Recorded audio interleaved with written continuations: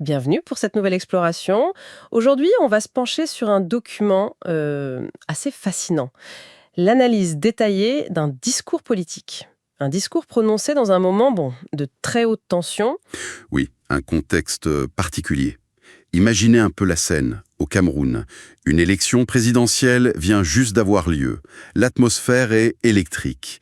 Et avant même que les instances officielles publient quoi que ce soit, un candidat de l'opposition, Issa Chiroma Bakary, prend la parole. Et pas pour dire n'importe quoi. Exactement. Il revendique la victoire, carrément.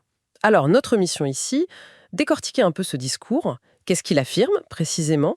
Et surtout, comment il essaye de justifier cette affirmation si précoce? Quelle stratégie il déploie à travers ces mots et à qui il s'adresse vraiment? C'est ça, c'est une situation explosive. Chaque mot compte. Alors, allons-y, plongeons dans cette analyse. Donc, le point de départ, le cœur nucléaire de ce discours, c'est ça, cette proclamation de victoire. Il dit pas juste « bon, je crois que j'ai gagné ». Bah non, pas du tout. C'est une affirmation très très claire, sans équivoque.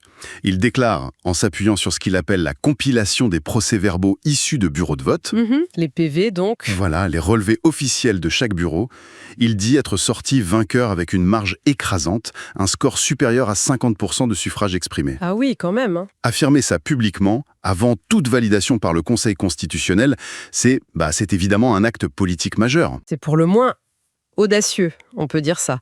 C'est presque un défi, lancé comme ça de front aux institutions. Mais alors, sur quoi il peut bien s'appuyer pour essayer de rendre ça crédible, ou au moins légitime, aux yeux du public, et peut-être même d'une partie de l'establishment? C'est justement là où la rhétorique devient intéressante. Il construit sa légitimité autoproclamée sur deux axes, deux leviers comme il dit. D'accord. Premièrement, la légitimité populaire. Il met en avant le soutien qu'il qualifie de massif lors de ses meetings. Il présente cette ferveur comme une preuve en fait de la volonté populaire en sa faveur. Ok, l'adhésion populaire. Et deuxièmement, un argument de légalité, basé sur son interprétation très spécifique du droit électoral. Il invoque le respect scrupuleux du code électoral en son article 113. Article 113. Selon lui, cet article l'autoriserait, lui, comme candidat, à communiquer les tendances, les résultats, qu'il a compilés lui-même à partir des PV. D'accord, donc c'est ce mélange, ferveur populaire revendiquée et puis une lecture, disons, particulière de la loi. C'est ça qui lui permet de se déclarer le président de la République légal et légitime. Il se déclare président, mais il sait bien que les institutions, elles, ne l'ont pas reconnu.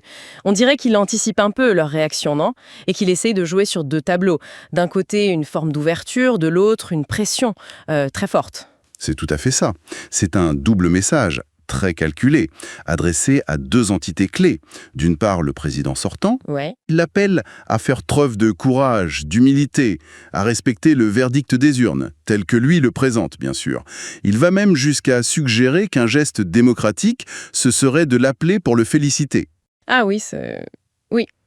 Et il propose même d'organiser une transition heureuse. Il la présente comme la seule alternative à une transition subie et non préparée, qui pourrait être chaotique. Il lance cette phrase « Ma main reste tendue pour une transition pacifique ». Une main tendue. C'est une offre de sortie honorable, quoi. Mais qui repose évidemment sur l'acceptation de sa victoire autoproclamée. C'est un peu la carotte, si on veut. Et alors, pour le Conseil constitutionnel, l'organe qui doit valider officiellement les résultats, j'imagine que le ton est un peu différent. C'est là qu'arrive le bâton. Exactement. Là, le message au Conseil constitutionnel, il est beaucoup moins conciliant. C'est un avertissement, très clair. Ça frôle la mise en demeure. Ah oui, forte. Il prévient que si le Conseil venait à proclamer des résultats falsifiés et tronqués, non seulement ces résultats seraient rejetés par le peuple, mais les membres du Conseil eux-mêmes se rendraient, je cite, complices d'une forfaiture historique. Carrément, une forfaiture. Il martèle que le peuple n'acceptera jamais ce qu'il décrit comme une falsification et du bourrage des urnes à une échelle historique. Ce qui est fascinant là-dedans, c'est cette tentative de délégitimiser par avance toute décision qui ne serait pas la sienne. Il met une pression énorme sur l'arbitre officiel, en fait. Une pression immense, oui. Donc il anticipe clairement un refus possible des institutions, que sa victoire autodéclarée ne soit pas validée. Dans ce scénario, qu'il a l'air de juger assez probable, il ne peut pas juste rester sur sa déclaration. Quelle est la suite logique? C'est quoi son plan d'action? Eh bien, le plan d'action annoncé, c'est la mobilisation populaire. C'est clairement présenté comme la réponse ultime si les voies institutionnelles se ferment. La mobilisation? Il lance un appel vibrant au peuple camerounais à prendre en main son destin et, je cite encore, à aller chercher cette victoire partout où elle se trouve. C'est une rhétorique de résistance active, quoi. Il appelle les citoyens à défendre un droit qu'ils considèrent comme acquis, mais menacé d'être volé. Mobilisation populaire, c'est un terme qui peut recouvrir beaucoup de choses, surtout dans un contexte post-électoral aussi tendu, ça peut vite déraper. Est-ce qu'il précise le type de mobilisation qu'il imagine? Oui, et c'est un point sur lequel il insiste, lourdement, à plusieurs reprises dans le discours. Il martèle le caractère impérativement pacifique, non violent. Ah, pacifique, oui, les mots d'ordre sont clairs. Nous allons nous lever pour marcher, pour protester la main dans la main. L'objectif, c'est de créer une grande vague pacifique qui montrera au monde que le peuple en a assez. Une vague pacifique. Il appelle à sortir comme un seul homme dans la paix et dans l'amour de la patrie. Il demande même explicitement aux manifestants potentiels d'exercer ce droit avec discipline et dignité. D'accord. Cette insistance cet été sur le pacifisme, c'est sans doute stratégique, hein. Ça vise à garder une sorte de supériorité morale, à rendre une éventuelle répression plus difficile à justifier. Et peut-être aussi à rassurer une partie de la population qui pourrait craindre le chaos, bien sûr. Et cet appel à la mobilisation pacifique, il le destine à qui précisément? Juste ses partisans convaincus ou est-ce qu'il voit plus large? Non, l'appel se veut le plus large possible. Il veut transcender les clivages habituels. Il s'adresse explicitement à tous les Camerounais, du nord au sud, de l'est à l'ouest, et partout où vous résidez dans le monde. Ah oui, tout le monde. Il cherche vraiment à créer un front uni national. Et pour justifier cette mobilisation générale, il la présente comme la seule réponse possible face à ce qu'il décrit comme un régime autiste. Autiste. Oui, sourd aux demandes populaires, selon lui. Et une oligarchie prédatrice qui confisque nos libertés. On voit bien la manœuvre. Transformer une contestation de résultat électoral en un mouvement populaire beaucoup plus large. Qui vise un changement profond. Et qui utilise la pression de la rue comme principal levier politique. L'analyse source qu'on a, elle mentionne aussi des messages très spécifiques, presque chirurgicaux, adressés à des groupes particuliers. Il y a notamment un passage qui cible directement les forces de l'ordre. Qu'est-ce qu'il leur dit exactement? C'est interminé, ça. Oui, en effet. C'est sans doute l'un des passages les plus sensibles et potentiellement les plus lourds de conséquences du discours. Il s'adresse directement aux forces de défense et de sécurité. D'accord. Il commence par essayer de tisser un lien de solidarité, vous voyez? Cette lutte que nous menons, c'est également votre lutte. Il suggère qu'ils sont eux aussi des victimes du système qu'ils dénoncent. Une tentative de les rallier en quelque sorte, voilà. Puis vient l'instruction, qui est un appel direct, explicite à la désobéissance sur des ordres spécifiques. N'acceptez jamais de retourner vos armes contre votre propre peuple. Ah oui. N'obéissez jamais à un ordre dont l'objet est la violence ou la suppression de la vie d'un des vôtres. C'est une tentative extrêmement directe de neutraliser l'appareil répressif de l'État, voire de le fracturer en cas de confrontation liée aux manifestations qu'il annonce. Cet appel à la désobéissance des forces de l'ordre, c'est quand même une ligne rouge qui est rarement franchie aussi ouvertement dans ce genre de discours post-électoral, non? Ça montre le niveau de confrontation qu'il est prêt à envisager, hein. Absolument. Habituellement, l'opposition critique la partialité et la politisation des forces de sécurité, ok. Mais là, on franchit clairement un cap. Appeler quasi directement à l'insubordination face à des ordres potentiels de répression, Oui. c'est une rhétorique de rupture. C'est jouer avec le feu, clairement. Parce que l'issue d'un tel appel est très incertaine. Ça dépend de facteurs qui échappent largement au contrôle de celui qui le lance, évidemment. Et l'extérieur dans tout ça? Est-ce qu'il compte sur la communauté internationale? Pour faire pression, peut-être, intervenir? Quelle place il leur donne dans sa stratégie? Alors, il mentionne les avoir pris à témoin. Ça, c'est une démarche classique, hein. Chercher une légitimation, une protection symbolique sur la scène mondiale. Mais ce qui est très révélateur de sa stratégie globale, je trouve, c'est l'interprétation qu'il donne de leur réponse probable, ou de leur silence. Il dit que, de manière subliminale, tous nous répondent que personne ne viendra faire notre travail à notre place. Ah, intéressant. C'est une manière assez habile de gérer les attentes, non? Il ne fait pas miroiter une intervention étrangère qui viendrait sauver la situation. Au contraire. Il utilise cette absence d'aide extérieure attendue pour renforcer son message principal. La solution, elle doit venir de l'intérieur. D'accord. C'est aux Camerounais eux-mêmes d'agir.